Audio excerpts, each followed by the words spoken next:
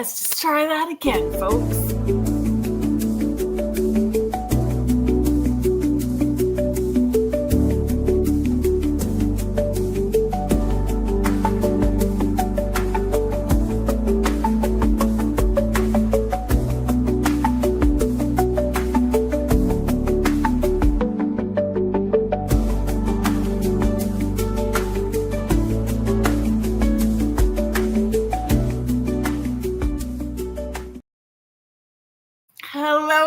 Welcome to Spirit Switchboard. I'm your host, Carrie Lynn Shellhorn, and you are listening to us live on the United Public Radio Network and the UFO Paranormal Radio Network, 105.3 in the Gulf Coast and 107.7 FM in beautiful New Orleans.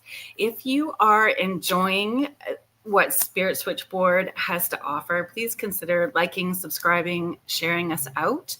And you can follow along with all of the shows that UPRN has. We're always getting new shows all the time. So you can check us out at uprntalkradio.com. All the different shows are listed there. You can find out more about the hosts that we have.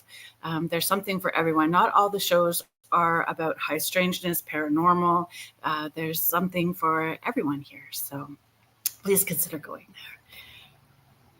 How's everybody? Hi, Laura Lee. Thank you for helping me out earlier. Hello, Contessa Martins. Thank you for being here.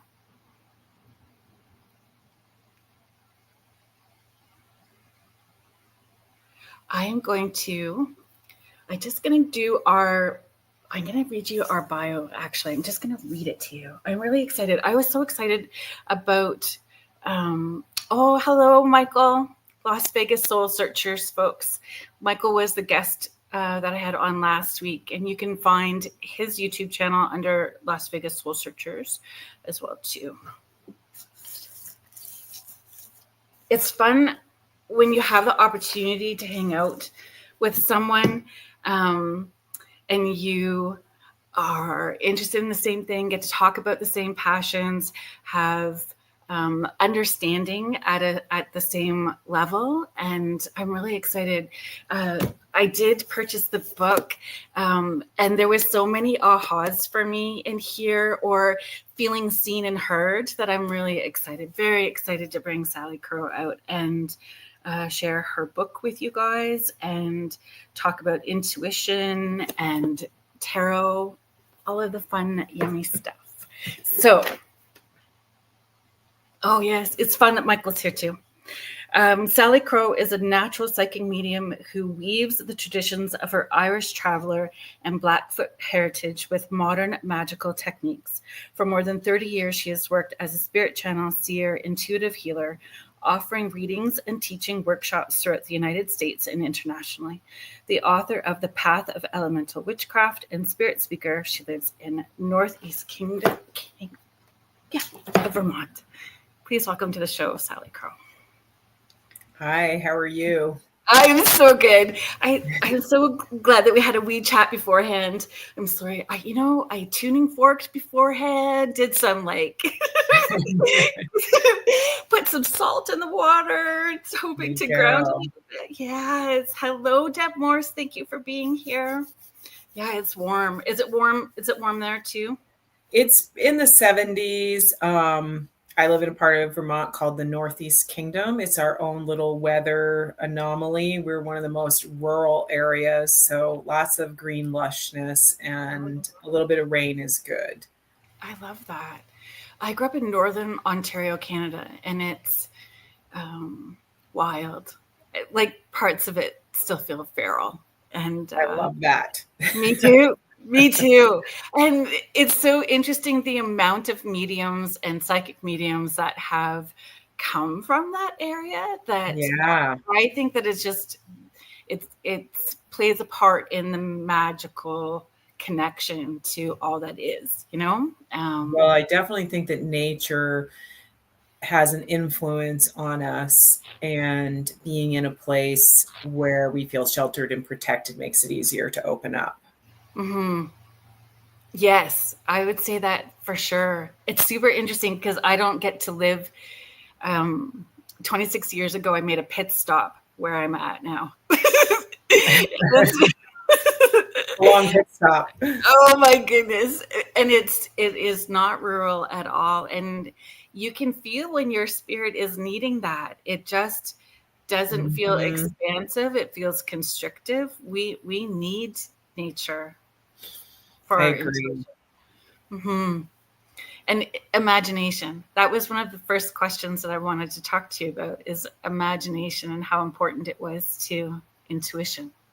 I think it's super important to intuition and to magic. The word magi is in both magic and imagination. And that is something that's always stuck with me. I feel like our imagination is often influenced by our intuition. So, what we think of as Mhm. imagination is often our way of making sense of things that we might be experiencing and giving ourselves permission to pretend that we're psychic is going to make it more likely for us to develop our ability as a psychic. What was your first experience? My first experience, I've been doing things since, excuse me, since I was a small child. My Yeah. great grandmother was my first teacher. She was actually raised my dad. So it's more like I just refer to her as my grandmother. But my grandmother is my first teacher. And my sister, who's a year and a half younger than me, is also psychic. So I was doing things by the time I was 3 years old. I don't really have memories of not knowing things that I shouldn't, or definitely spirit communication and things like that. So 3, Three. I used to communicate. Well, I still do, but my sister and I really communicated with ourselves through mirrors a lot. I was just in Boulder, Colorado. I saw your post about that as well too. So I was hoping Heidi would. It's a Yeah. very chaotic flight into Denver. I'll just say that. It's interesting. My sister is 7 years younger than me, and she has abilities as well too, but they're different, and she does not want them. She doesn't not want Yeah. to embrace it at all. When she has things happen, she's like, "Go to my sister." Yeah. I don't want to chat with you. My sister and I kind of do different things, even though we both can do the same things. We just have specialized differently. Um, Mm, my sister is an herbalist and does shamanic work, and she can do readings, but she doesn't prefer to do them. Like, it's not something that she enjoys. Like, she prefers the information to come through while she's doing a healing session, right. where I'm much more like sit at the kitchen table with me or be on Zoom, and that's good for me, and I can go bang bang bang bang bang bang bang, like without having to stop, really. Right. And has it changed? How has it changed or evolved for you from being younger to where we are at now? Oh, well, first of all, I try to explain to people that this is my passion. This is my sole purpose. I don't refer to it as work. I refer to it as my sole purpose because this is my Yeah. hobby. This is my obsession. So literally, I have been interested in the occult and psychic arts my whole life. So I'm 54 and have been doing this for a lifetime. So it's a lot of time around there, and definitely things change over time. I feel like, especially with psychic development, it's really important for people to study other subjects other than the psychic arts. So I am really good at doing past life readings because I'm kind of a nerd and I really like documentaries and history. And so when I'm doing a reading that I'm focusing on somebody's past life, I have more than a vague impression. I can be like, oh, this was when this war was going on. Or, oh, I can see by this heraldry that I'm seeing in my mind that this is during this time period. And the same thing, if Right. you're focusing on the healing arts, then you want to study anatomy and you want to study the science of medicine so that you have that vocabulary in your brain to access when you're doing readings. Right. And what clairs come through for you? Like, I'm a is it all? I'm a multi-sensory. I'm a medium as well. So I tell people I can hear, see, taste. Taste is very rare, but sometimes I will get a taste in my mouth, smell, That's the worst one. sight. I personally dislike the smell one, to be honest with you. Really? Oh, I Yeah. kind of love it. And as a And medium, a weird thing, like I have a lot of food allergies and I have food fantasies, which are really kind of strange, but I'll describe it like I'm going to get, and I'll just go into all this detail. And my husband will be like, why are you doing that? And I'm like, spirits do that all the time. They remember something that they love. And while they can't necessarily taste it, they still like it. Do you know what I mean? So yeah, I liked it because true. it was creamy. I liked it because it was tart. I liked it, whatever it is. Yeah. That's how it works for me too. I see, hear, feel, taste, smell. I get it all. Inside ear, outside ear. It's like the whole gambit. And It's a lot to adjust to it for, is. and Agreed. that's why it really is helpful. You know, when I wrote Tarot as a Storyteller, I wrote it with the idea of introducing people who might be completely novice to the idea of psychic development and divination, as well as people who had experience like yourself. There's something for people with experience, but people who are novices, like you can get some really good, solid information to help you form good habits so that you can expand that awareness and get a better reading. And how often would you say the reading is mirrored back to the person who's also giving? Oh, I see myself in almost every reading. Yeah. People have a tendency to think of me as their friend because that's just the kind of person I am. So, like, I have a ton of friends because I'm very personal and I share stories. So that I'm a storyteller. So when I'm doing a reading for somebody, if I've learned something in my life, either through my own experience or through the experience of one of my other clients, I share stories to help people relate to it because we're often going through the same things. Yeah. You know, I say that I do reverse astrology, which means that I don't really do astrology, but I see the pattern because I have clients from all over the world and of all different, you know, political and social economic levels. And then I'll see these patterns like, why is everybody breaking up? What's going on? You know, whether they're breaking up their band, they're breaking up with their husband, or they're breaking up from a job, you know, there's this ending. And then I'll go, you know, talk to one of my astrologer friends and they'll be like, oh, that's because that, that, that, that, that, you know, so those patterns are there for real, but we can see them without having to be astrologers. Exactly. There's always a theme for the week. Yes. What you like for divination is a choice. Yeah, there's always a theme for the week. I was doing a very large event and somebody, I always go around to all the different tables. Thank you so much very much for coming, right? And they asked me if I was going to be eating dinner. And I'm like, oh no, I can't eat before I work. I eat after. I'm very hungry after. I don't eat before. And she said, oh, that's so lovely that you consider what you do work. And I was like, not sure how to respond to that. I'm like, wow. It is.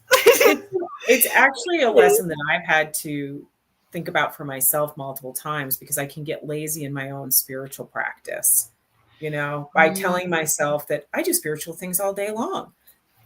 And then I'm like, but wait a minute, this isn't for me. This is me doing this for somebody else. Yeah. And there's always room for growth. Mm-hmm. And I learn from almost every single person that I engage with. I learn from my clients. I learn from my students, you know, because people see things differently. I've taught the psychic arts for probably 25 years now. And every time I teach, I'm learning something from my students because of the questions that they ask, you know, like I might not have even thought about it from that perspective. Yeah, I love that. I love that. It's and then you know someone. So how important would be Yeah, there's no rule book. Like this field is like the wild, wild west. There's no governing board. There's no, everyone they're Right. running on their own ethical, moral Yeah. compass. And so our Ooh, integrity, our is huge. integrity and authenticity and our reputation. Is Um, huge. yeah. And so how much of that do you feel affects our intuition, like, and what we bring to the table? Well, there's a saying, heal or heal thyself. And it affects people who are doing psychic readings as well, because a psychic reader is really a healer. I joke when I ask clients, I'm like, so how are you doing? And they're like, and I'm like, right, you came to see me. Okay, then, because they're generally not there because they're happy. There's, confusion in their life or whatever. But so as a reader, once I used to do psychic fairs and parties. I don't really do that as much because I just don't have the time. But when I was younger, I used to read out of this metaphysical store, and we had a psychic fair. And one of my best friends went and had a reading with one of the other women. And then we went out to lunch, and my friend's like bawling. She had only been married for a year and a half, and she's telling me that she had this reading and that the woman told her that she was going to be pregnant within a year with another man's baby. And I was just like, what the fuck? Okay. I'm like, first of all, that is not true. I Mhm. had to go talk to the store owner because the woman and I had a lot of similar features. We were both Irish. We were both dark haired, pale skin, and blue eyed. And if somebody were to give that description, I had this really crappy reading with Right. this person. I was like, I will not read for you at your establishment if you continue to allow this person to read here. Because I also think that people who own stores have a responsibility. You got to weed out your bad readers. Mhm. And the bad readers are usually people who think they know more than they do. Okay. Yes. They're Yeah. just now they've done it 3 times and they're professional. And there's nothing wrong with doing a reading for somebody, but know where you're at in your ability. Yeah. Test it. Because I tell people, if I tell you I can do something, I can prove that I can do it. Yeah. And that goes back to the integrity piece. Now, when you're developing your ability as a tarot reader or as a psychic reader, it's helpful to read for other people. And there are going to be times when your own emotions are going to cloud that experience. So if you're trying to do this professionally, I always tell my students, I'm like, let people know what level you're at. It's okay to tell them, like, my price is lower. That's the other part. Your price has to be lower. And I've been doing this for about 6 months. I've got some ability and some skill, but I'm really still learning.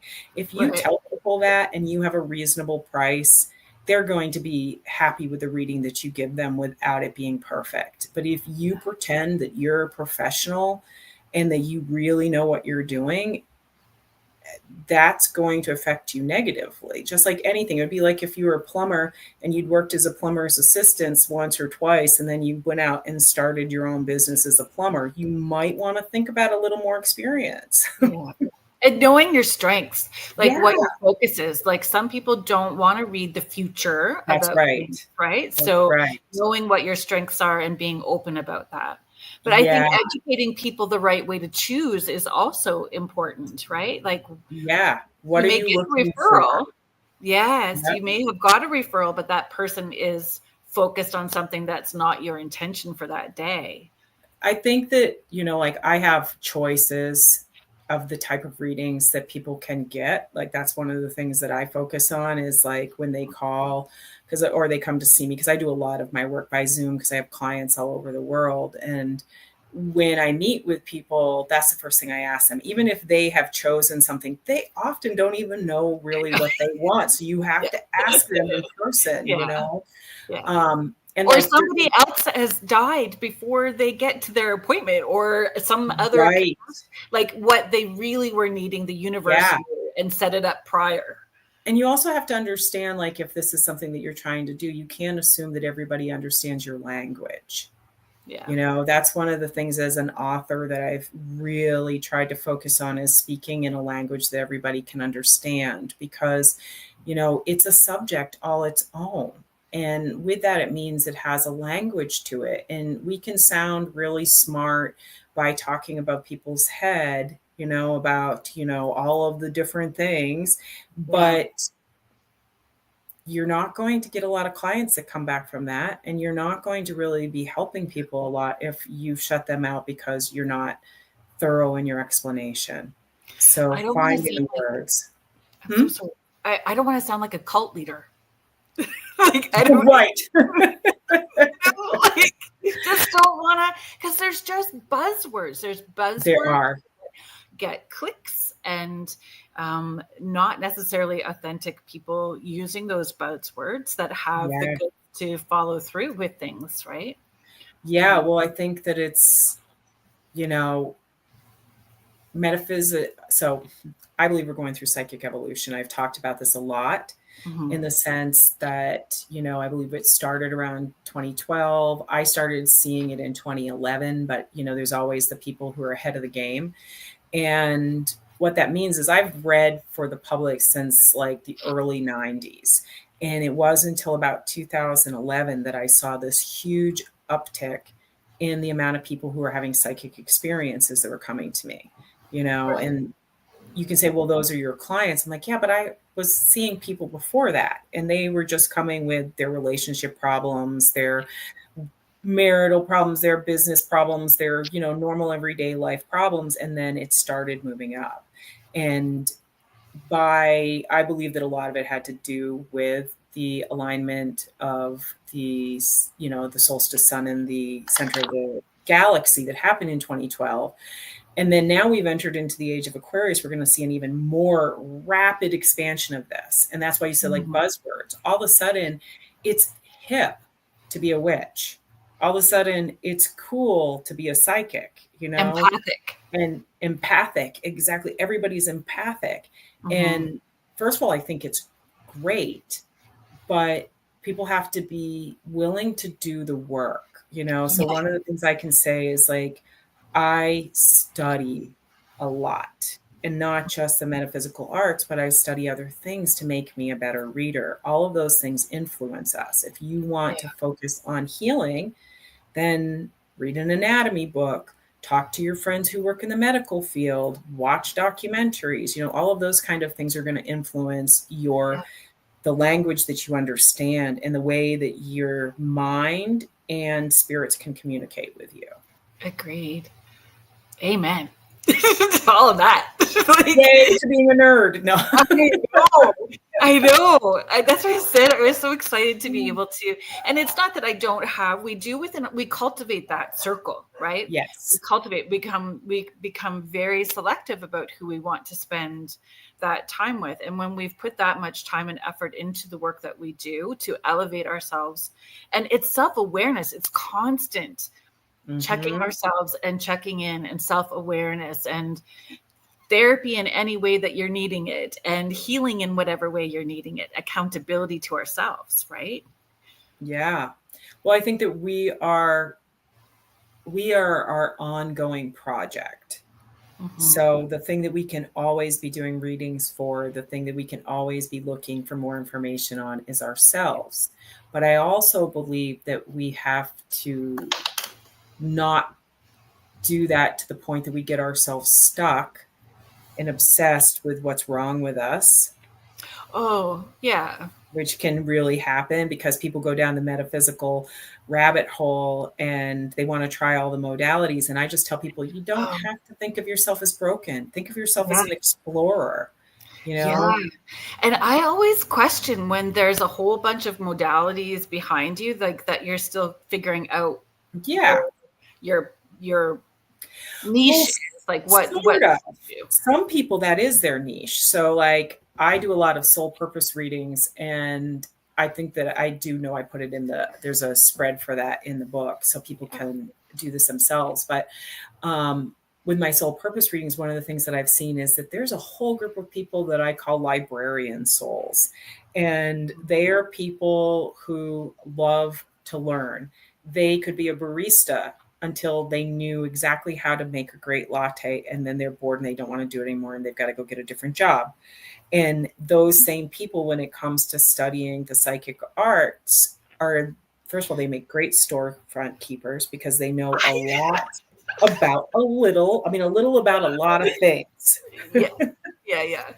And they have all the books. They do. And they are the first one to tell you that they're not the best. They'll be like, you need healing, you need to go to this person over here. You need a good reading, go to this person over here. You want to learn about numerology? We have somebody teaching a class, but they know enough to get people started.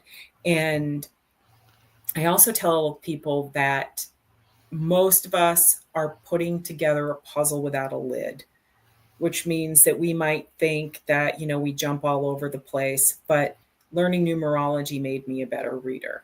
Becoming a healer made me a better reader. Learning geomancy made me a better reader. Spirit communication made me a better reader. Understanding astrology was the leap. Yeah. Like when I understood, when I was putting those keys together and learning, it was life-changing. Yeah. They all go together. Like, I love the runes. I work with the runes extensively in my own life, because if I'm walking in the woods or down the street, bam, the universe can just give me their information through, oh, did you just see that in the trees? Or, oh my gosh, you just said that and walked across this particular pattern as you were doing it. Psychic ability comes at us from all directions. The person saying something in front of us at the grocery store line after we were just thinking about something. We don't have to have cards. What cards do is those pictures become triggers for our subconscious mind. And that's why it's really important that you do all the studying. But when you're doing a reading, you don't pick up the book. You actually say, boy, I looked at that card and all I saw was the little mouse down in the corner, even though this was like the 10 of Pentacles. There was a little mouse down there, and it's telling me that, wow, this person, feels very small in that big world. They feel like it's overwhelming to them because I was obsessed with the mouse. It's and learning our own spirit language and soul language is so important. That was one of the things I taught my kids too when they were younger. Yes. Like Yes. we had a spirit code word, like a safety code word, like, how when our kids were younger, I'm 54 as well too. So when the kids were small, nobody picks you up unless they know this word. This is our code word. Right. We would have like a woo-woo code word when we're out of the house. Like if it's going on that we know we need to do a check-in with each other because something's off or we need support or something. So developing your language is super important. And having that home base, like your home base should be nurturing and supportive and fuels your spirit, right? So that's also that's why I talk about in the book, I talk about the importance of setting up sacred space, that you're going to get a better reading if you feel comfortable in the space you're in. The energy is compatible with or harmonized with where you are. And when I was younger, I went to other people's houses a lot. I did psychic parties for 9 years. I drove an 1.5-hour radius, and that meant that I was going to people's houses, and I'd walk in, and the first thing I would do was I would ask to use their bathroom, because I would go into their bathroom, and I usually had to pee because I drank coffee on the way or whatever. But then I'd wash my hands and I'd be able to sit in their energy for a minute and adjust to it before I went out. So I knew, what is the general energy of the place that I'm at? Yeah. And that do you do that anymore? I don't do home parties anymore. Yeah.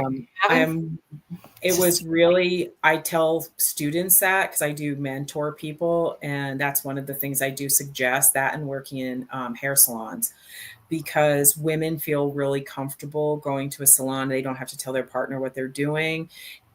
Also, the hairdresser is going to talk about you because they got to talk all day long. So you're going to build clientele that way. It's a lot better, actually, in some ways than going to the psychic fairs and because there's 12 psychics maybe at the psychic fair. You're the only one at that hair salon. Yeah. And The I built psychic my fairs. relationship with people through those, through word of mouth that came from being willing to go to people's houses. Yeah. I agree. But when we stop doing it, there's still the demand. Like it takes them a hard time adjusting to the new I way. have had stores since then, and it's been probably 12 years, and I still get people who are like, can you come do and I'm like, nope. I did do a spirit gallery at a senior center though last May, because I got a lot of my business went through a very big growth spurt through an area that's about an hour and a half south of me in Bradford, Vermont. And you talk about people who the hill people there have abilities. Okay. So like they're kind of definitely country folk, but they've got a lot of gifts, and I love old people. And so I had to I was like, okay, I can make this happen, but it has to be on a Wednesday night. And this is the only time I have. And so I do usually try once or twice a year. I also always will agree to things if they're really weird. So yes, because I was the guest. I have been the guest speaker at the Connecticut State Tax Collectors Conference. I have also done readings for both the Vermont and New England housing associations. So when I say that they're outside of the box, it means that I'm not preaching to the choir. I'm going into an area where there's going to be a lot of doubters, and I get to go say, oh, really? Yeah. I love that though. Yeah, I like it too. There's an assumption that we don't have an education. Yeah. I actually didn't go to college. But I am a incredibly self-educated person, because there wasn't really a college for what I do. Yeah, no, there wasn't. I'm a former hairstylist too, so I love that you tell people to go. Yeah. So that you know what I'm talking about, though. They do. They totally feel comfortable. So, and my sister is as well too. My sister is a hairstylist as well too, and still functions. So it's in the family structure. Sister-in-law, my son's barber. Everybody does. I also, my son's a barber. Right? My son's a barber too. So I tell people that hairdressers, barbers, and bartenders are cheap counselors. Yes, this is true. I liked the psychic fairs though, and the expos at the very beginning because me too. It's fast. You have to get them in and out, hook in, get it done, and there's that. Confidence that comes with that clarity, building that muscle really quick. So I got out of it as quick as I got in it. I used it. I did it for years. Like, so when my kids were young, I've had so many things I've done. I've owned a bar. I have owned more than one store and a wellness center. I've been a seamstress designer. That's what I did when I was younger. And when my kids were little, I worked from home. People came to my house, or I did psychic fairs. It worked for my lifestyle. And, it wasn't until my kids were older that I started saying, no, I'm going to do home parties. And then it was, I don't want to have to work anywhere else. I don't want to have to divide what I'm doing. But I think that psychic fairs are great. And I've hosted many. So I host a witches ball every year, and I bring in other readers. I'm not reading there, but I bring in other readers that I think are quality to give them exposure. And, and my daughter is a reader. So she just had a baby and she's coming back into it. So I like to help other people who are getting started because, I think I'm going to live a long life, but I'm 54. I have to say, that's why I think I write, because I want to share my knowledge and help other readers step into their power and gain confidence. I love that. I also love, what do you get called? Now that you have the next generation here, I only have one grandchild. So I have one granddaughter and she calls me Queenie. Oh, that's wonderful. I am called Momo. Oh, I love that too. So mamo is an Irish term, or one of the Irish grandmother terms, and my daughter used to call us mommy-o and daddy-o. So Oh, she was the first one to have a baby, and so we became mamo and daddo. But I have two 10-year-old grandchildren and a 1-year-old grandchild. so fun. So, It's life changing. and my 10-year-old granddaughter is starting to learn tarot because I gave my 10-year-old grandchildren cards this year for Christmas. Oh, I And love my grandson doesn't really have much interest in it. He's a performer and he does figure skating and acting and things like that. But my granddaughter, she likes it. She likes all the witchy stuff. I love it. So does my granddaughter comes in here and nothing in here phases her. Like Yeah. the dolls, any of it. She tends to gravitate to the teacups. Like Oh. so we tend to have tea and we'll slowly, discuss the tea. But yeah, she's that's where she gets pulled. Oh, that's I love funny, that. Heidi. I just want to do really quick. There's a whole bunch of people that have popped into the chat that I haven't had Sure. I'm going to take a sip of my drink while you do that. I think that's brilliant. Hello, Vet Girl 84, Michelle Wilfong. Thank you so much for being here. Astrolite Paranormal, Victoria, thank you for being here. Who am I missing? Oh, Carrie, thank you for being here. Jackie Collins, Karen Sloot, Tanya Martins, thank you for being here. Virginia Baird Armstrong, hello, hello, hello. Sandy Cordick, thank you for popping in. Heidi, I think that for my granddaughter, she really didn't have a choice because I told the kids for 8 years before anybody had a child that that's what I was going to be called. So when she came, it just was what it was. And she's got so many grandmas that, it made it easy for her to go there.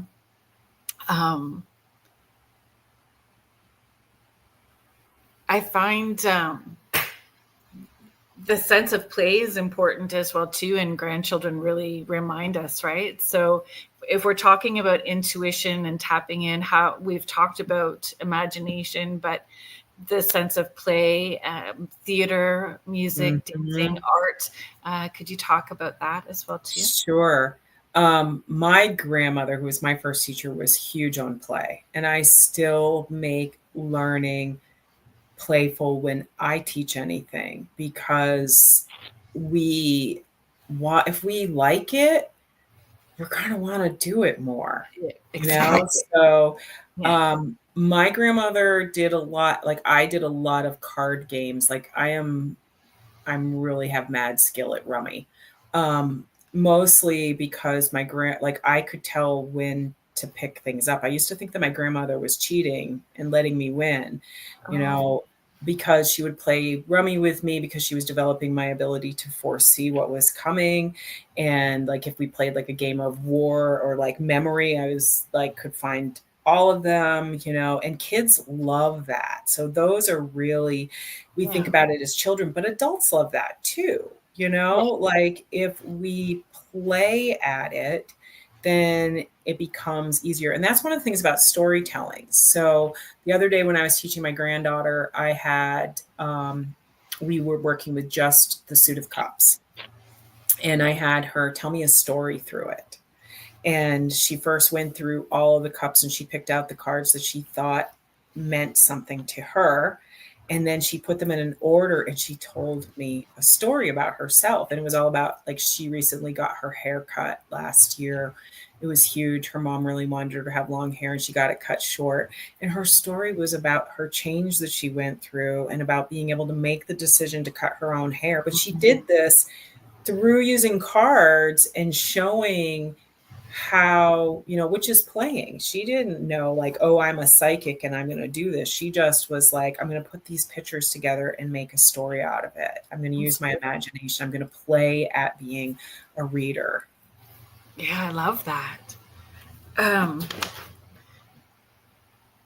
we forget. And I think the kids remind us to have a sense of play. I am a very playful person. So my parents were very young.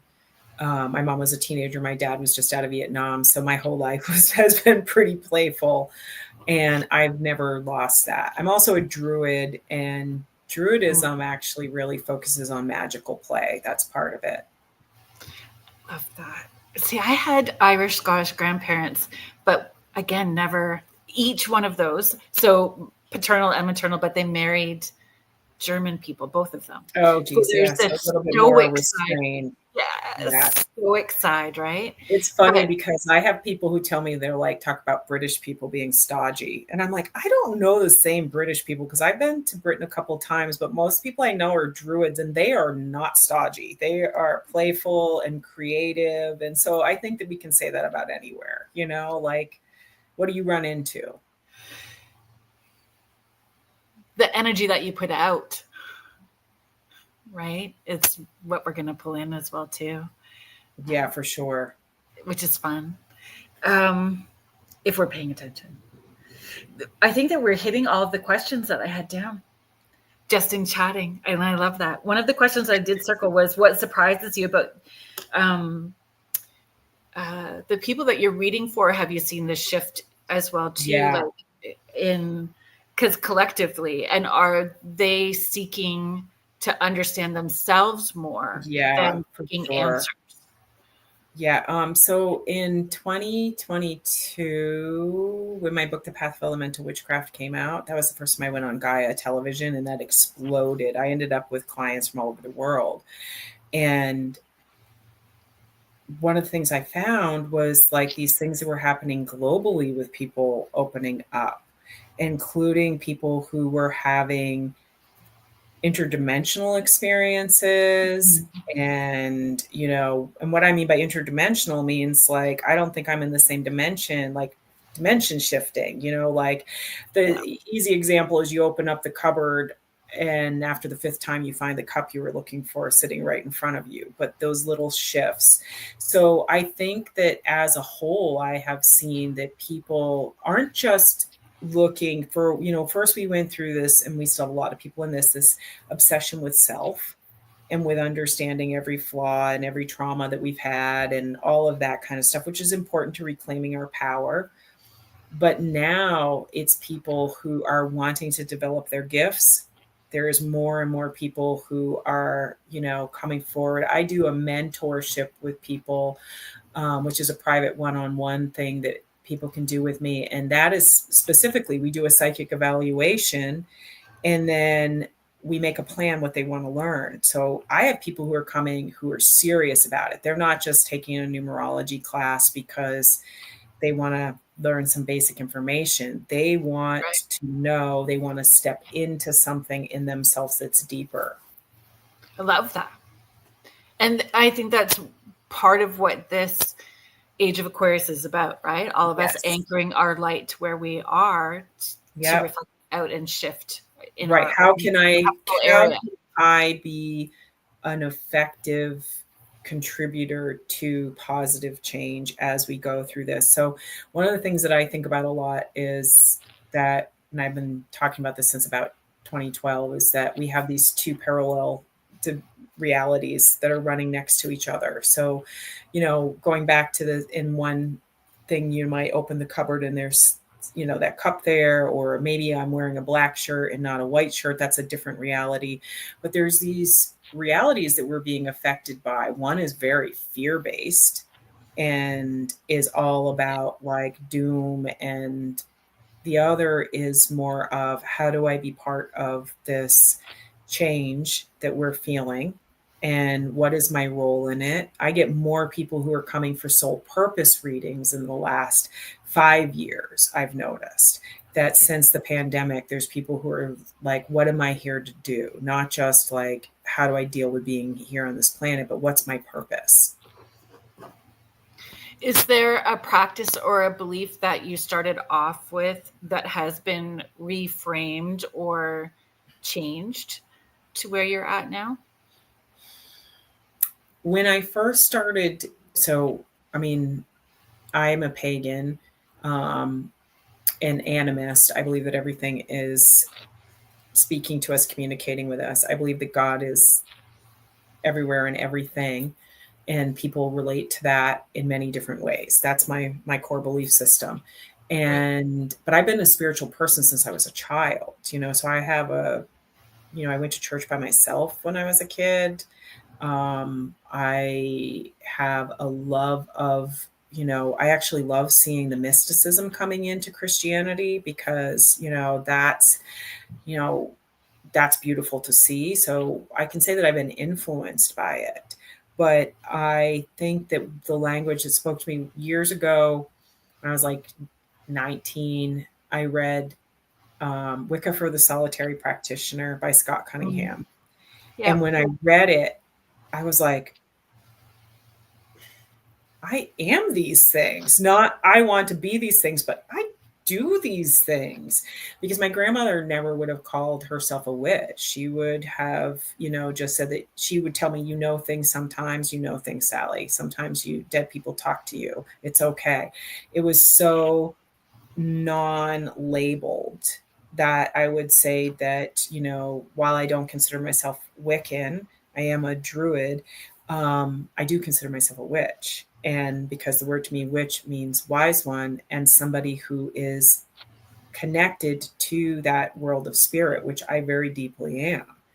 Yeah. But I would And it's so definitely say much more that's normal. It's like, more, oh, I'm so sorry. It's just more, it's such a beautiful flow, and when you know that you're connected, it's normal. This is normal. This flow and connection to everything and yes. on the other is normal.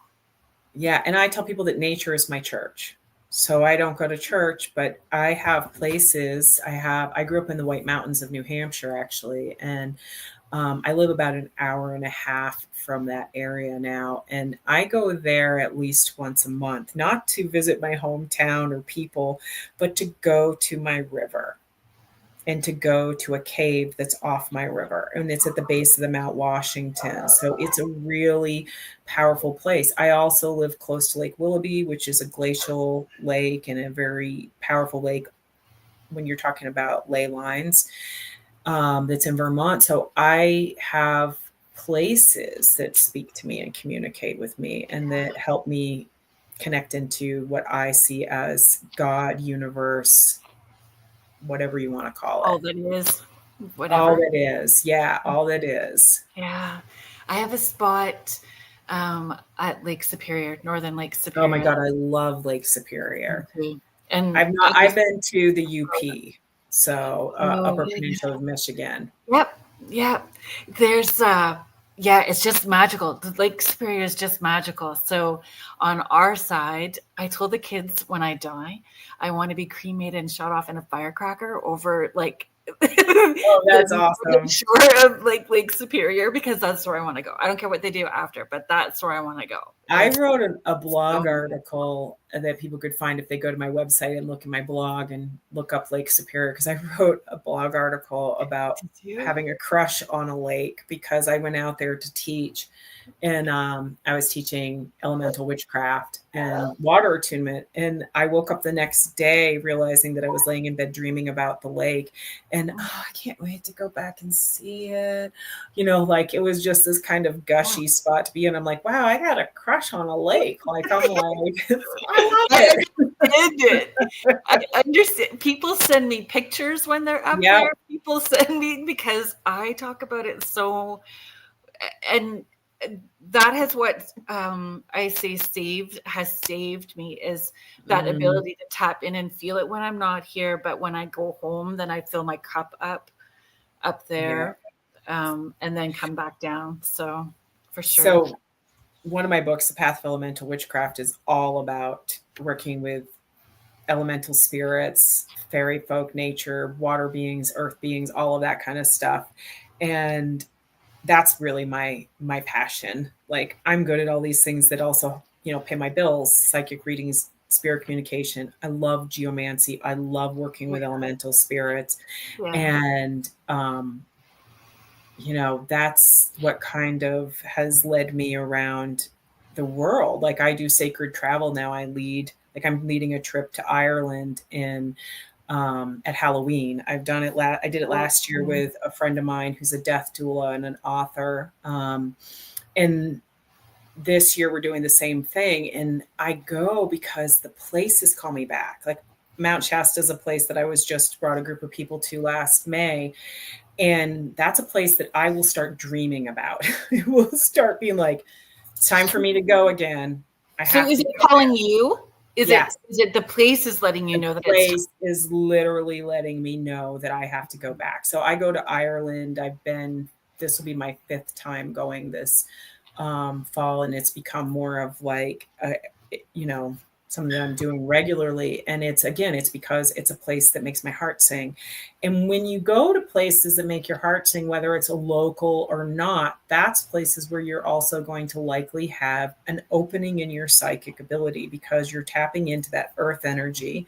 And that's why my books all kind of connect to each other, because they're part of the same language. They're part of the same skill set. Right. I'm just going to bring up Mish's comment. Mish, thank you for being here. Mish is in Australia. Nice. Let me see if it will pop up. There we go. They use a spud gun to shoot ashes across the River Murray here. That's awesome. My brother made one when we were growing up. a potato gun. They can do damage, those things. I brought my dad's ashes in a makeup compact with me to where he wanted. Like, I had to fly with it. And, my thought was, if they questioned me about it, that I didn't have a problem with patting my face down with a bit of my dad. I was like, if I have to, I can do this. Yeah. We just have such a different look at death as well, too, right? And how we approach that. I think that once you start developing, it doesn't really matter where you start. A lot of people start with healing because Reiki is so popular. Yeah. And Reiki actually helps you with your psychic development because, hey, all of a sudden you can channel energy through your hands. Well, that opens up a big box of things that were considered impossible. And that helps us to soften our lens of doubt that keeps us from having these other experiences.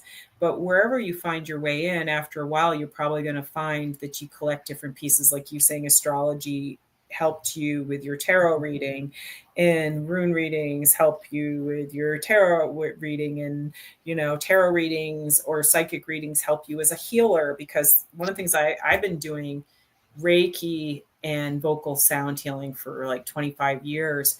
And I tell people I'm not a superior healer. Why I'm good is because I'm psychic. So I actually am good at going like, oh, this is what's wrong. This is where this came from. They have this thing that happened to them over there. And that doesn't involve cards at all for me.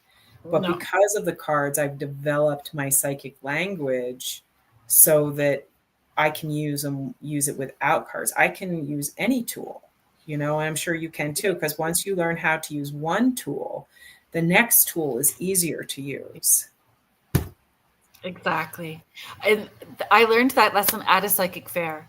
So about 16 years ago, I met this beautiful medium who was open and giving, not always the story in this area. Mm-hmm.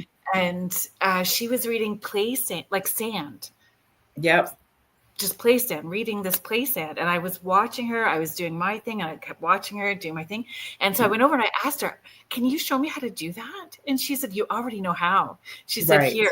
She just put her hand in, made her mark, passed it over. And she says, now read me. And I was like, and then I looked down and it just started being fluid and moving. And I did it. And I went, okay, I get it now.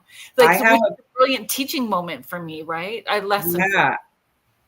have a picture in my bathroom that I took of my own hand in the headwaters of the Sacramento River. So this is in Shasta City. This is really sacred water on a really sacred mountain.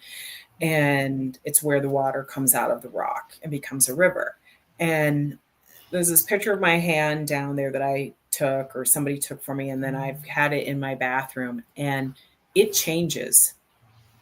Like the water patterns, when I look at it, I can see different things in it. So, and Is it that it's changing, or that as a psychic I'm being drawn to different imagery inside it? That's probably more likely. Yeah. But It's why I that's like scrying. very similar to reading sand or reading ash. So again, my book of The Path of Elemental Witchcraft, I actually broke that book down into 4 elements, and this is actually being turned into Spanish. They're going to break it into 4 books, and so Water Witch is being turned into Spanish right now. And in that, I have a whole chapter on communication for water, for fire, air, earth, each of those, because Oh, divination has so many avenues, because humans have been seeking to know about the unknown since the beginning of time. yeah. Whether we're looking at smoke or a campfire or runes or tarot or oracle cards or tea leaf, or Sculpey sand, it doesn't really matter. Yeah. The mirror in the morning. The mirror was my first tool. I love it. I love, I love love. mirrors. And I try to tell people I love mirrors, not because I'm just constantly looking to see how I look, but because mirrors are doorways to other worlds. Their mirrors are an object that can be used for communicating with spirits. Mirrors are a great way to entrance yourself, to be able to get information. It's also really fun to try doing past life work with a mirror, Yeah. because your own image changes and you're like, oh, hello. Yes. It's super weird. When I do seances at the house, because I have this beautiful scrying mirror on the wall, and I let people have that opportunity to try if they want to try. And they all have that same experience where they start to see their face. Yeah.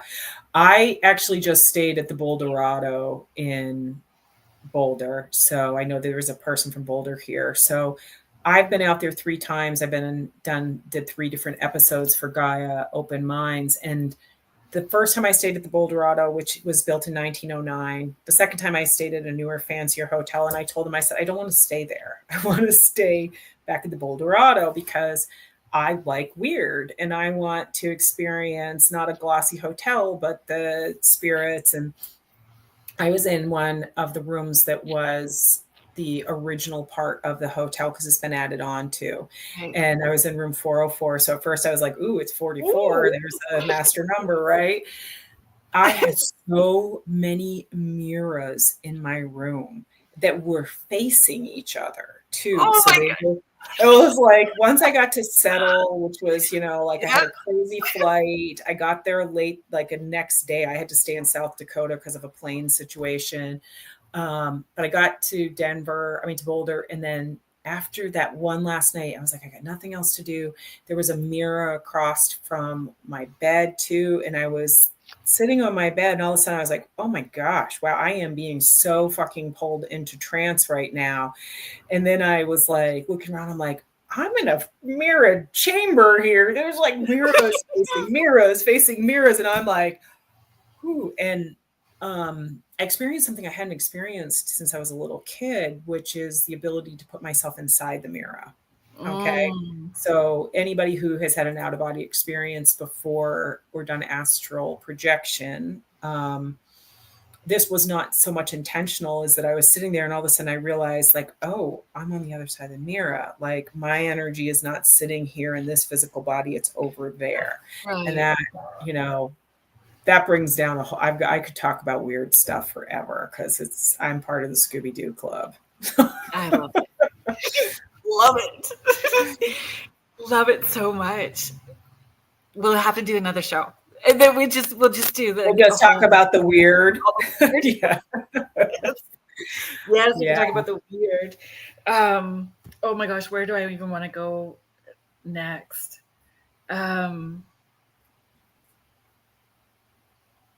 I know where I want to go next. Okay. So this is the book, Tarot as Storyteller. So all those that are listening,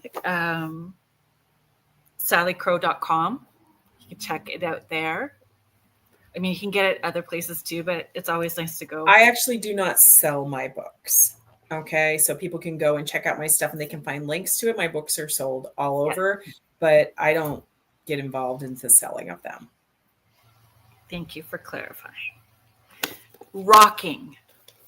You put rocking in here. That was the first time I've ever seen anybody talk about that, write about it. And that was where I was feeling seen. And I know my friend Lisa Crick, the same thing happens to her. I get into a certain place, and then my body, my spirit knows exactly what it's needing to do in order for me to get the job done. And I start moving, and then I'm rocking, and I go where I'm needing to go, and the job gets done. But I've never had, and everybody looks at me like I'm weird, and I just do what I need to do. But it was the first time that I've seen somebody write about it. I was so happy with that. Yeah. Well, my grandmother sat in a rocking chair all the time at the kitchen table. She was like 70 when I was born because she's my great grandmother. So she'd sit at the table and she'd play solitaire, but she wasn't really playing solitaire. That's just what she used. She was playing cards, and she used a game that was familiar enough that she could lose herself in it and see how the numbers and the cards were coming together. But also I am a practitioner of Galder and Valder, Rune Galder and Valder, and Seether. And that is a Norse, it's a Norse, some people might call it shamanism. It involves a lot of trance meditation and working in that place. And rocking, I was doing it for a while, and I read a book called Sideways. And I found this book. I'd gone to Salem with some of my friends. I went into a bookstore. I walked over to a shelf. I picked up a book. I bought it just like that. Like, I didn't even look at the back. It was just like, you need this. And I opened up the book, and it was all about shaking and the different cultures that have used moving and shaking and to enter trance state, but also to ride your Kundalini. So anybody who has had been doing spiritual work and then found themselves shaking like they're too cold, okay, I'm sure you've had that experience. That is your body's energetic system, your chakra system, your Kundalini coming online. And the shaking is often because that energy is pushing up through your chakra system and it's hitting blocks. And I think of it like a jackhammer. It's doing this. Okay. So we're like, but the reason why we do the moving and the shaking is because it helps us to move that energy in a way that we can use it. So, yeah. I love it. I was so appreciative. And when I bought this office chair, I made sure that I bought an office chair that would rock. Because it's such a part of it. At, like, I call it micro movement, but like I've been doing it the whole time I'm talking to you. I move just a little bit, and people, if you go back and you look at this video, you'll be able to see that I'm moving. And I also twist my rings. I do that too. I'll sit there. And these are because it's easier for us to enter a deep meditative or trance state if we have something mundane that we're focused on. So, if you're mowing the lawn, or people will say, like, I was listening to music and I thought I heard my mother. Well, you were in a deeply relaxed state. Your mind was focused on something else. Exactly. And, so those are all little tricks that we can actually manually choose to do that are going to make it easier for us to enter that state and stay in that state and, get better results in our readings. Yeah. Non-thinking mode. Yes. But when we do this, and for as long as we've done this, it's really like less than a breath. We take that breath and it just hits and rolls and whoop, and we're away we go. Because it's great. People who've done yoga recognize that after you've done it for a while, you step on your yoga mat and you immediately enter a more relaxed state because you have entrained yourself to do so. So the little techniques that you build for yourself will allow you to access that point quicker every time that you do it. I just want to acknowledge Julie Krause.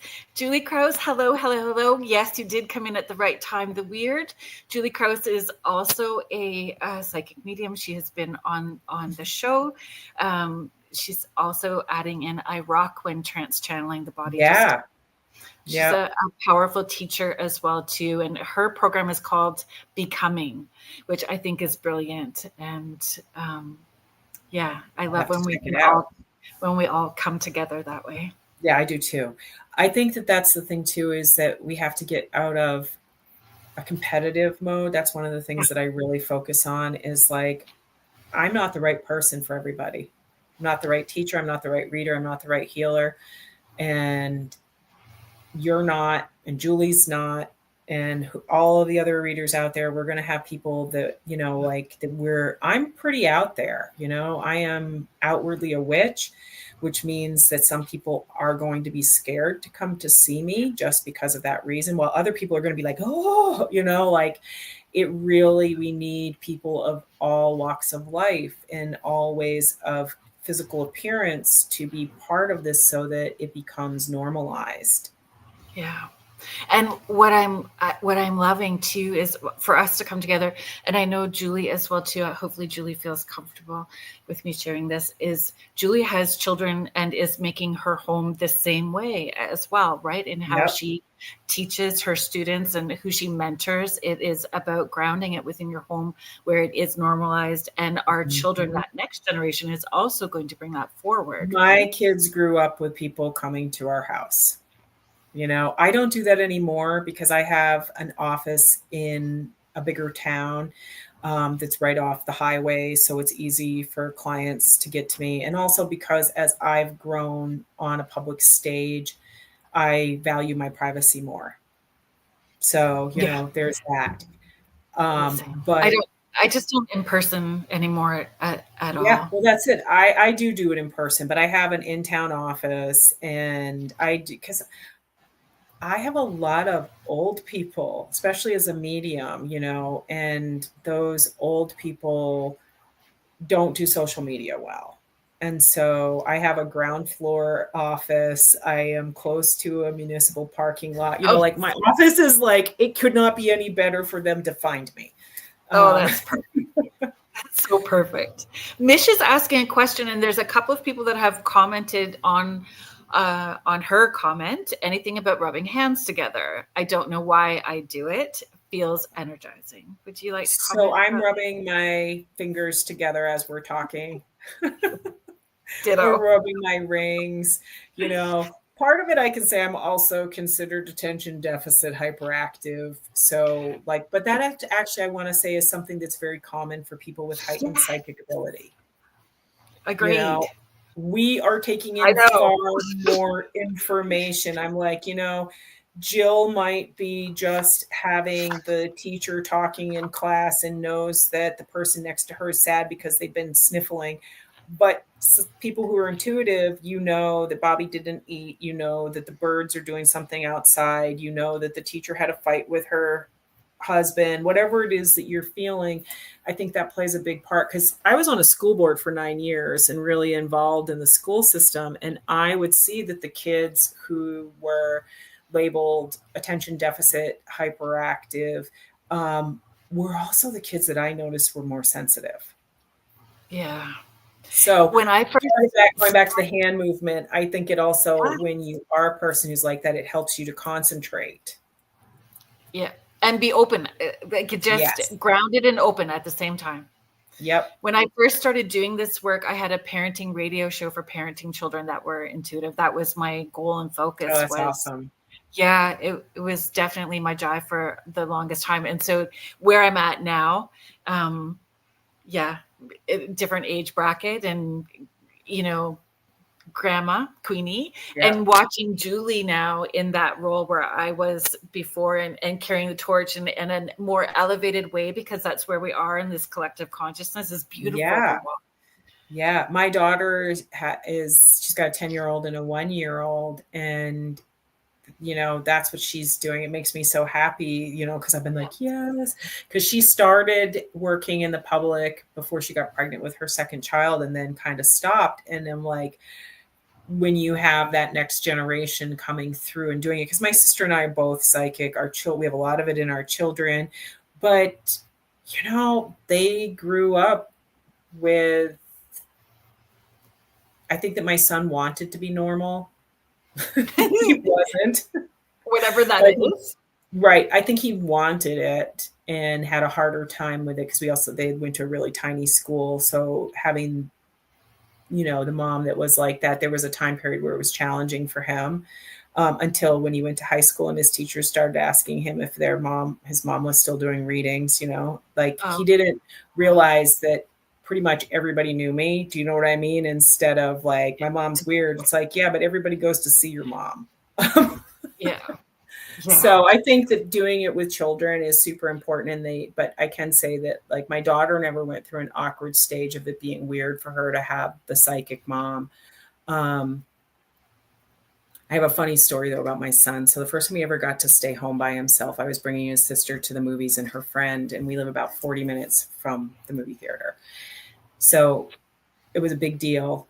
We drove out to get her friend who lived further away, and a raccoon ran across the road in front of me. And I was like, oh, your brother is doing something he is not supposed to be doing. So we pick up her friend, we come back, we stop in my driveway, and I call him. I'm like, what are you doing? He's like, Mom, someone's in the driveway. I'm like, oh, I know someone's in the driveway. And I go up to the stairs. He had been playing with matches and throwing them in the sink. So, but I used to tell my kids that I'd be like, do you know who ratted you out? God told on you.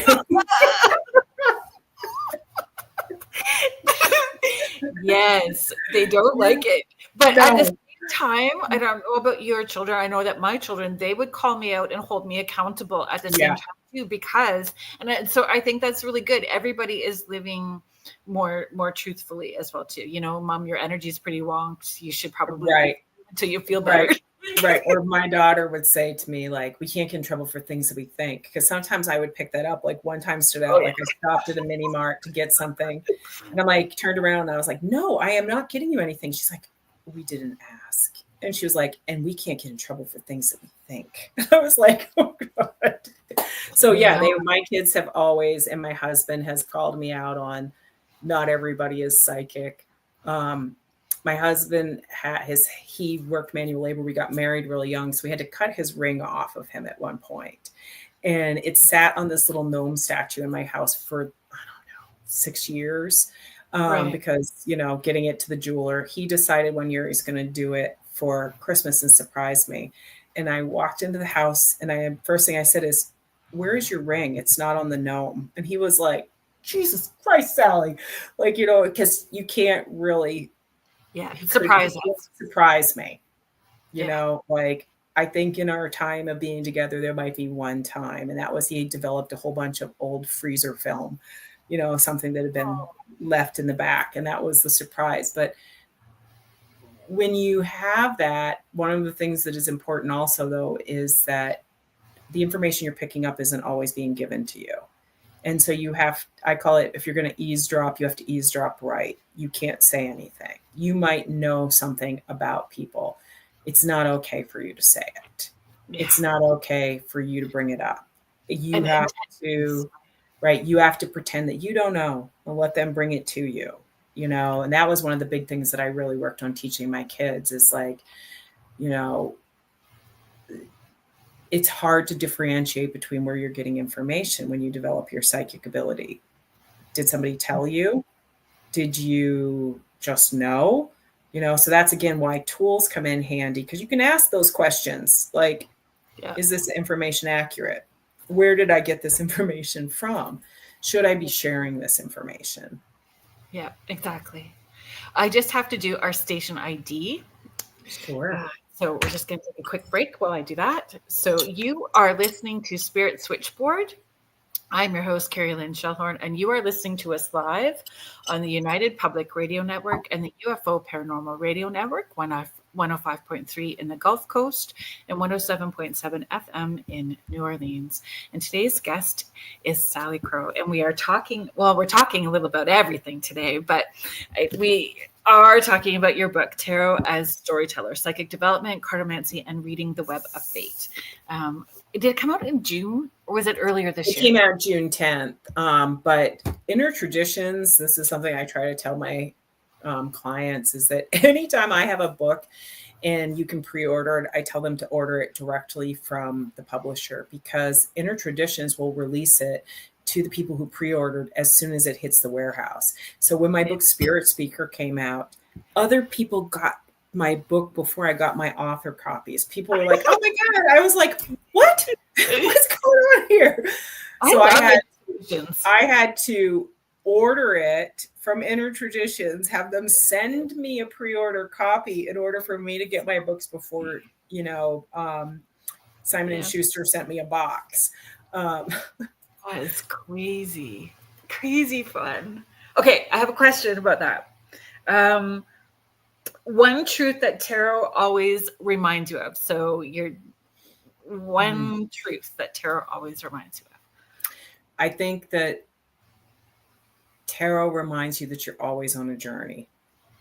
So, for example, the major arcana begins with the Fool. Oh dear. Yeah, someone decided to knock on the door. I am going to do a quick little text with my kiddo and see if he'll come down and help. Sorry, folks. That's okay. I think that that's in some ways, that's the wonderful thing that podcast and has brought to us is the ability to be real. Like you got dogs. Oh.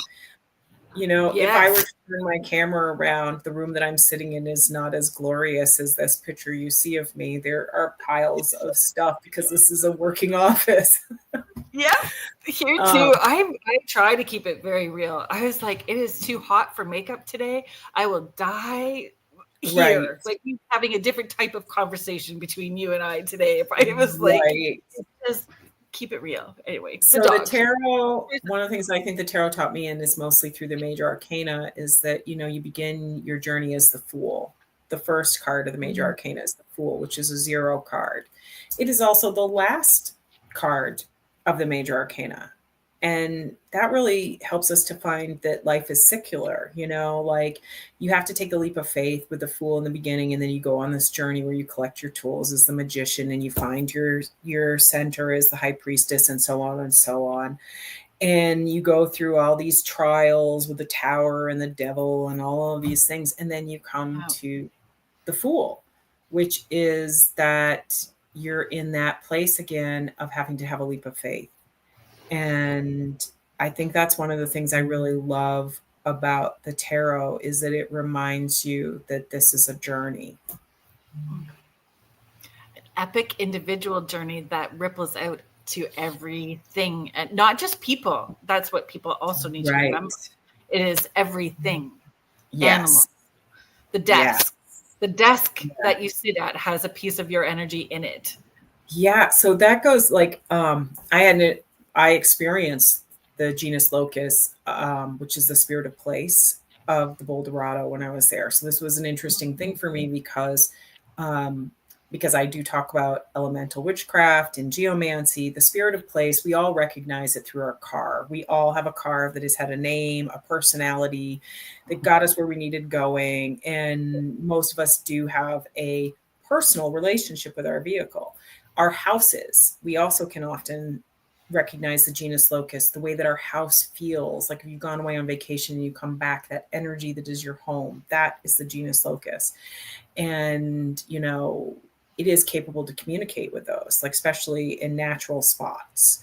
But I had never had that happen with a hotel. I have experienced spirits in hotels, which I was already doing and did have when I was there. And then all of a sudden I had this bigger presence and I was like, what the heck is this? And then I realized that it was the energy of the hotel itself. And, I'm a pretty fancy gal. I dress up all the time. I've been fancy my whole life. And, one of the things I was like, oh, it really likes how fancy I am. And then I'm a medium, because the fancy part too, because like, it was this glorious hotel with this amazing stained glass ceiling. And, it's really pretty remarkable, but it's dated. And it was built in a time period where people got dressed up all the time. Now people go to hotels and they're wearing their running shorts and their T-shirts and their flip-flops. And then there's me walking around like there's a party about to happen. And that was an interesting experience, was to have like that psychic connection. And again, all of this is connected because, like you said, we affect places We and do. places affect us. And so sometimes when we are doing a reading, we're going to find that the influence that we're bringing in might not be a person. It could be a place. It could be a place you need to go to for your soul. It could be a place that you need to go to because the place needs you to go there. Yeah. Yeah. I love that. Which, okay, next question. I wrote 3 pages, just so you know. Oh, good. Like, You've got a lot of questions. ADHD brain, right? Like neurodivergent. Yeah. Here we go. Do you see your books as spells in their own right? And do you Yes. charge your writing with energy and intention, or Yes. how do you? Yes, I do. Everything I do is magic. I'm a chronic crocheter. Beautiful. Okay.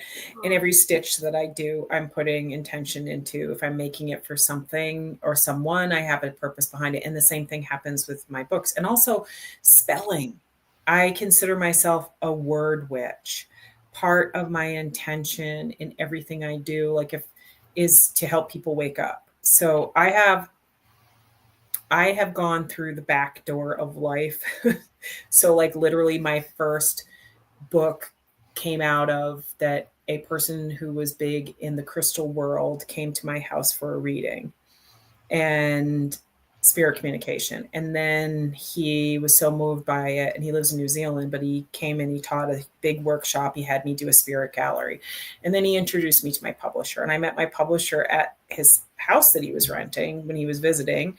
And I did a reading for him. And then I had a book contract before I had a book. I had blogged, and that was it. And everything has been through the back door. But I have something that is super important to me. I only really want to help the people that I'm meant to help. And so I have this saying that anytime that I've had an opportunity that could better where I was at, and they ask me, because they eventually do, what do you want? I always say, I want to change the world. And then I say, I'm not the only person to do it, but if you ask me what I want to change the world. And I have found this to be the most amazing thing to say to people, because some people turn around and want nothing to do with me. Okay. Because they're like, she's going to have an agenda. But all the people that I've worked with have been connected to this. They've been like, yeah, me too. So there's this feeling. And part of it is that I work everything magically. So when I put a proposal in, I'm not just writing the proposal, I'm seeing it as a spell. When I'm putting my words into books, I am hoping to activate people through reading those words. I want to open them. I want to give them the ability to perceive more. I think there's an understanding that everything we do is part of our legacy, and that we want to ancestor well, because we know what it's like. Yes. When we're tapping in where there's unrest. Yes, for sure. And yeah, I like that. I like to think of myself as, well, I'm a serial community builder. So I like to see myself as not only an ancestor, but a communal ancestor. So not just to my own family, but, I feel like I'm here to be of service, but not a servant. Okay. Like of service with my own wants and needs and desires as well. But I know I'm here to be of service. And I think that that's the thing that a lot of us are missing, is the feeling of value in our actions. And adding to that, our thoughts, words, and actions all being in alignment.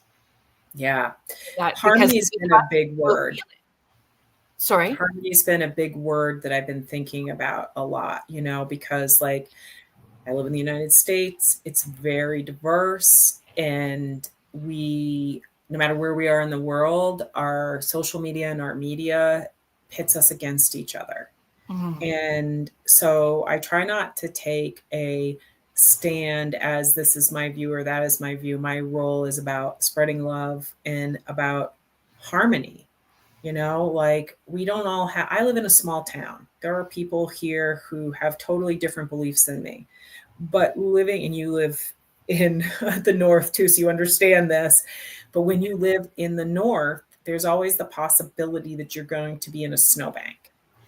Yes. Okay. Taller than yourself. Yes. And that means that you have to have good relations with your neighbors. Yeah. And so that's about harmony.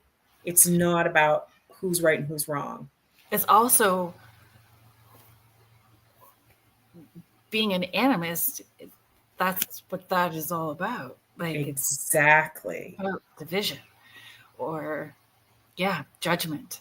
Yes. And all of those things do come into how you give a better reading, like, excuse me, the psychic art. I call it the psychic arts because practice and technique have proven results. When you develop your patterns, those patterns can take you to the place you're going. So there is something a little scientific about it, right? Yeah. And also, you probably recognize this too. I started my career when talking about what I did was literally saying I did magic, like I do psychic readings, I talk to dead people, I do energetic healing. That is all technically magic, okay? Right. In the definition of magic. But science is catching up with magic.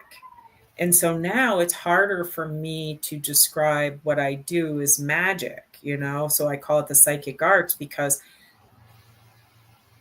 we're starting to figure out that, this stuff does work and it can be proven. And there's a different language that can be associated with it, where you can have, like you can even see where governments have used psychic development and divination. And out loud more. Yes. They've always been doing it. Right. Now they're talking about it. Yes. Now they're talking about Julie, it. I'm so glad that you are loving this and that you are here to be a part of it and holding your light where you are as well too, and how you are of service. Christina Watts, you are here too. And I love that you are here. Also someone who shares their light and is of service in a beautiful, there's many people in the chat actually. So love that. I think it's also, like, thank you to all the people who are listening. I think that we have to step away from the idea that our light has to be brighter than somebody else's, or instead realizing that together we're putting all our lights together, all our little tea lights, and we're making this big old light. And we're illuminating, we're illuminating reality in a different way. We're acknowledging that, most people have precognitive experiences.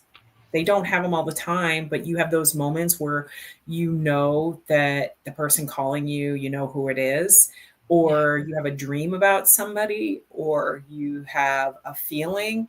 And that's, divination is just doing it purposely.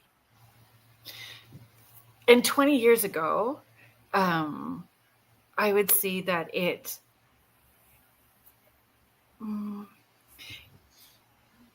seeing what we would do, right? Because doing this work, right? So this is what we do. Mm-hmm. As a single mom, this is what put my kids through school. So right. This was a career being of service, but I understood what my intention was, right? Highest good, mm-hmm. greatest interest, most amount of healing for those that are crossed and those that are here. Right. So what our intention is. But if you tell somebody that, they're going to say, I don't believe in that, but I do have a ghost story. And then they want to tell you their ghost story, or they want to, and there's less of that. There's more people leaning in, wanting to understand more. Including men. So like, if you go to any spiritual class, 90% of the class is going to be female. Okay. Not so much when you get into like paranormal investigation, because that's gadgets. Okay. But if you're talking about a psychic development class, the majority of the people are going to be female. That's not because men don't have psychic experiences, is because they aren't as comfortable talking about it. But that has started changing. Agreed. And, Agreed. it used to be that when men came to see me, one, they were really in trouble. Like when I used to do readings out of my house, I remember having a man call me. I'd seen his wife for years. I get a phone call from him and he really wants a reading. I'm like, okay, well, I can see you, whatever, next week. And he goes, well, I'm at the end of your driveway. So, or they would come because their mom brought them, their sister brought them, their wife brought them, something. Now that's changing. Agreed. And men are becoming more comfortable acknowledging that they are having these experiences as well. Yeah. I ask guys at the public events that I do if they were voluntold or if they volunteered. Right. And so, like 15 years ago, most of them would say voluntold, but now there's more that are like volunteer and engaging and wanting to know. Yeah.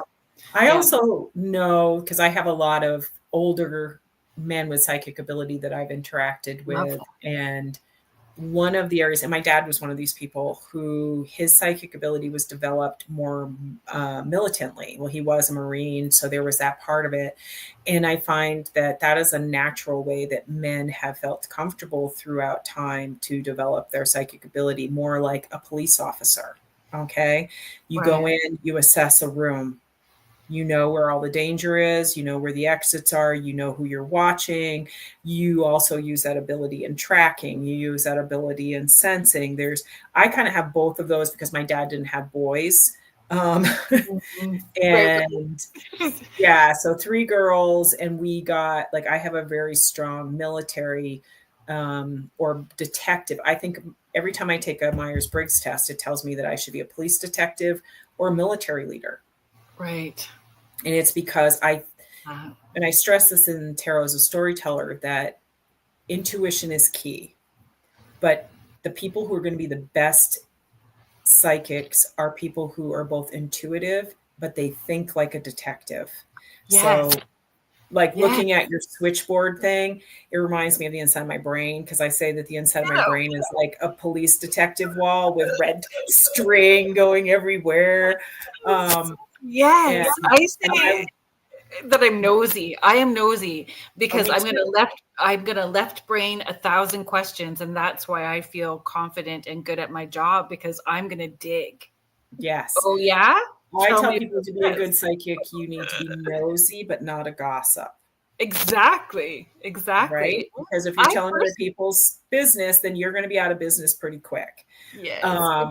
And personally, I feel it so physically that if I have to feel all of your dead folks stuff, then they better pony up some good stuff, because that is uncomfortable for the first few minutes, feeling all of that stuff. I do spirit communication regularly. Like, I see clients a couple days a week, and I do both divination and spirit communication and intuitive healing. And I perform my spirit communication kind of like a phone call. So people sit down with me and I'm like, who do you want to talk to? So looking again at your switchboard thing, I'm like, that is exactly how I do it. Where I'm like, oh, you want to talk to your father? What's his name? Okay. And it's like I'm putting out a call to that person and bringing them in. Love. I have a lot of Julie works the same way as well too. Oh, really? We all. Yeah, I love that. Yeah, that's interesting, because my spirits, when I first started working with them, that was one of the things they pointed out to me, was that I'm not. So a shaman, my sister's a shaman, they have more of a tendency to go in and like search and look, and that's how they're doing their work a lot of times. Okay, with spirit. And mediums, I think, are more, the way that I look at it is, we're more like parlor trained. We're more like, there's something kind of polished about it, in which, we're sitting down in this space together, and I'm going to open this up to spirit and invite the spirits to come join us. It's a little bit more, at least in my own family, like my sister was sent out to find what she could eat in the lawn, for herbs, and let the plants talk to her. And she was wilder than I was. I was like, you can sit at the table and sit quietly and watch. I definitely think I play it the parlor arts way. Right. I just feel like there's a job that needs to get done. Let's get on it. Yeah. Let's go. Like, and as much as possible, right? Do you work with a, I call it my doorman, but do you work with a spirit that's like your guardian? I don't really think of it so much as a go-between, but like probably because I was raised militantly and I have owned a bar, I say that the doorman says, you can come in, I'll pass the message for you. You need to get out of here. Yeah. So I would say probably it's my grandma Jean, because she's who I used to feel first, that so it was comfortable and safe for me to open up, right? But she kind of takes a back seat, and I have been a single mom to all, like, for a very long time. So I find I use my necromancer voice with dead folks as well too. Like mom voice, like, no, this way, this way, this way. And then I have that team that's there if I'm needing them to intervene for me, but I don't need them to intervene very often. I don't really need them to intervene, but it was interesting because the town that my office is in, we had a active shooter last winter, which is really unusual, but drugs are everywhere. So it was a drug related thing. There was a lockdown, like basically stay in shelter in place. And I was at my office with a friend of mine getting ready to go to a town festival that had to be canceled. And when we got ready to leave the building, I was like, okay, we're going to stand here while my spirits go out and search and make sure that we're okay to leave. And she's like, oh my God. And I'm like, yeah, I've had them find parking spots for me at Christmas time, like I call them my minions. Yeah. I have real friendships with them, like real developed relationships, and they influence me just as much as I influence them. Yeah. Yeah. And it's part like, and we lean on them. I do that as well too. Like I'm needing to fix some plumbing. So, okay, folks, if you've got the information, come on. I need some help with this. Google. Yeah. Yes. Yeah. We get real-time information that moves us forward, right? Like it's. Yeah. Well, and that's the cool thing about being, psychic and developing those psychic skills. I'm not going to say it's all easy. So one of the things that I do include in tarot as a storyteller is information on how to protect yourself as an empath and to create that space for yourself to work in. Because I spent most of my 20s figuring out how to take care of myself. As a little girl, I cried all the time. Like I remember being 8 years old and having my grandmother tell my sister not to give me a hard time because she could give me a nervous breakdown. And I didn't even know what a nervous breakdown was, except for I knew it wasn't good. Okay. I'm sorry for laughing. Right. But I was so empathic and so sensitive. And it's things that I've unpacked through the years, like understanding why my father's friend walked with a limp, and that the story that was behind it was not something that would have been told to a 4-year-old, but I knew. Yeah. And when I was a kid, I just wrote it off as somebody must have told me. And it wasn't until I reinvestigated it that I was like, no. Nobody told me those things. I knew those things when I met somebody, and I didn't have armor. I didn't have tools that were helping to keep me safe. I didn't have techniques that were helping to keep some of that away. I really had to develop it when I owned a bar, because I owned a college bar. But even though it was a college bar, people don't generally go to the bar because they're happy. Yeah. So, I had to really focus on how to take care of myself as a psychic. I love how the book is laid out in that way. So it's not just about the reading. It is about understanding yourself and your relationship to the cards and your relationship to your team on the other side, and strengthening those skills, right? And then it comes off away from the cards. You start to understand that it's a 24/7 flow. It is 24/7 connection, and you can lean in and have this magical life. And confidence in making decisions and moving forward, feeling that autonomy, Yeah. I appreciate very much how you approach the book. So I highly encourage folks to grab it. Thank you. Yeah, highly encourage. I had a retreat that I led this summer for tarot as a storyteller. And the first night, it was so interesting. It's the first time I've ever done a retreat where all but one other person was an introvert. Okay. They all showed up incredibly nervous, incredibly socially awkward. And then they ended up having a great time. But the first exercise I had them do was I told them that they needed to pick a card and they could either draw a card randomly or they could pick one that they wanted to work with. And that then they were going to have to get up and tell a story about that card. Like stand up and you're just going to tell a story about this card. It can be a true story. It can be a story about you. It can be a story about somebody else. It can be a made up story, but you're going to tell a story with this card. Yeah. And that was so huge for them that by the next day, when they were actually doing it in divination, they had gotten away from, I have to look this up in a book.